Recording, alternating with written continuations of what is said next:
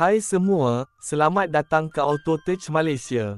Hari ini kami akan kupas satu topik menarik yang sedang hangat diperkatakan di kalangan peminat otomotif Malaysia, iaitu khabar angin mengenai kemunculan semula Proton Waja pada tahun 2025.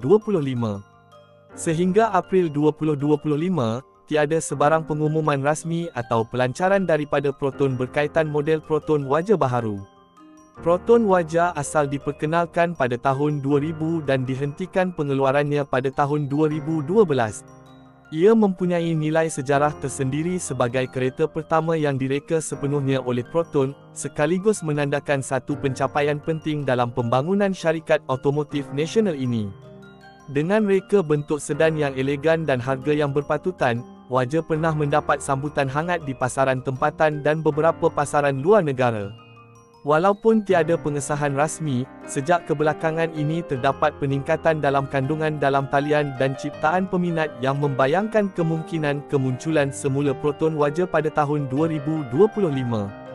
Beberapa saluran YouTube dan laman media sosial otomotif telah berkongsi lakaran konsep serta ciri-ciri rekaan yang dijangka bagi Proton Waja 2025, dan ada yang menggelarnya sebagai pencabar baharu dalam segmen sedan mampu milik mewah.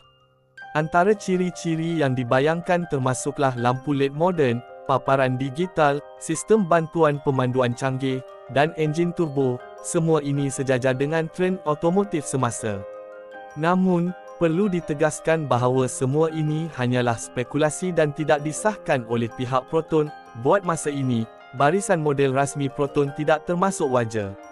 Sebaliknya, Proton menawarkan pelbagai model menarik yang memenuhi keperluan pasaran Malaysia dan rantau ini.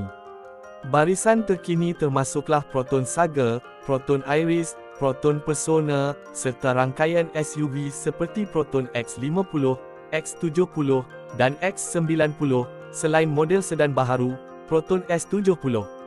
Proton juga sedang melangkah ke arah mobiliti elektrik EV, dengan model seperti Proton E, Mas 7, membuktikan komitmen mereka terhadap inovasi dan kelestarian. Jika anda teruja dengan perkembangan dunia otomotif tempatan dan ingin terus mengikuti berita terkini mengenai Proton, jangan lupa untuk like video ini, subscribe ke Autotech Malaysia, dan tekan loceng notifikasi supaya anda tidak terlepas sebarang kemas kini. Jumpa lagi dalam video seterusnya.